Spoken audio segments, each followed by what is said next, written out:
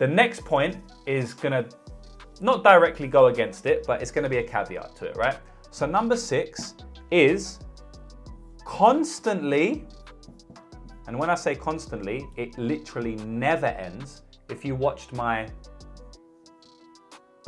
video I did a recap on this year, you will realize this.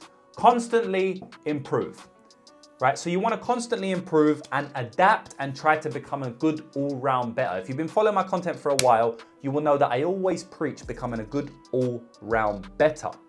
Now, I just said that you have to double down on your own style, your natural tendencies, and create your own style, right? But just because you have to double down on your strengths, like I mentioned in point 5, it doesn't mean you have to ignore your weaknesses. So maybe you're very, very good at betting straights, but you're very bad at betting parlays. Now, what I see a lot of people do is go, oh, I'm never ever betting parlays again because I'm not good at them. This is not the optimal way to bet. I actually think it's a much better way than most people bet, which is just to keep doing the same shit over and over again, say they're gonna change, but never really do.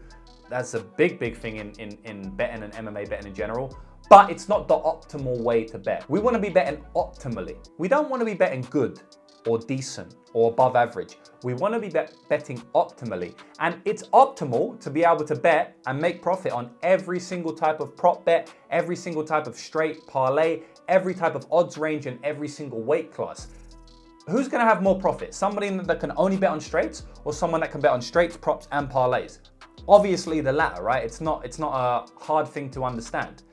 So you want to create your own style, especially when you're first starting off as well. You want to create your own style, hone in on that style, what brings you the most profit, double down on that while also trying to increase your weaknesses, right? Improve your weaknesses. And I'm going to give you a pro tip on how to do this.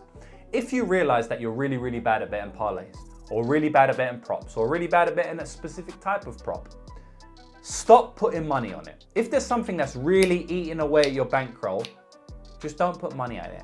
Something that I've realized doing my 2023 year in review recap, that's up on my YouTube channel if you want to go and watch it right now. I realized that I was just bleeding money on fighter to win inside the distance props. So fighter to win via submission, fighter to win by knockout, fighter to win inside the distance. I was just bleeding money for years and years on these things. But if I bet the under, I was actually winning money, right? So there's a lot of caveats. As I say, I can bet a fight to finish, but if I pick the fighter who's gonna finish, well then I'm not good at it.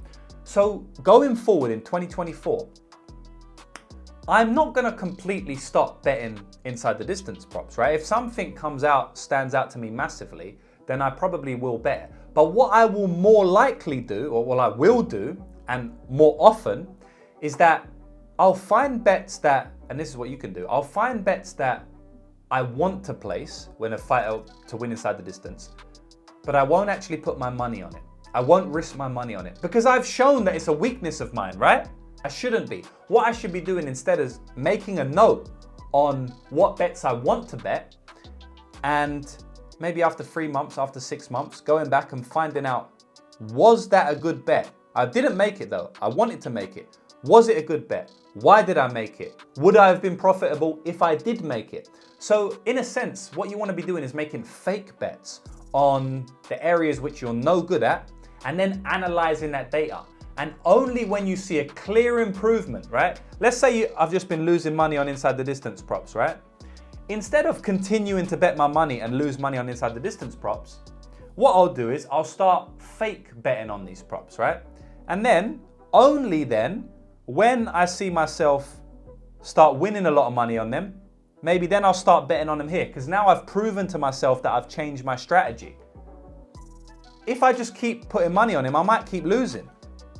And if I keep winning, well, great, but I don't know that, right? So I'd rather save my money doing something that I've lost money on so much previously than just hope to one day get better. Also, if you put fake bets on it, it does something different where it's like you pay more attention to it because you can kind of see what you would have won and what you wouldn't have won.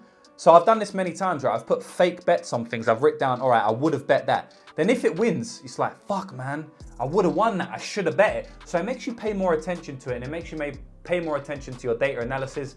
And then, as I said, eventually when you start getting profitable on them, then you can start putting actual real money on them. So yeah, just to summarize, you want to constantly improve and get better at all types of bets.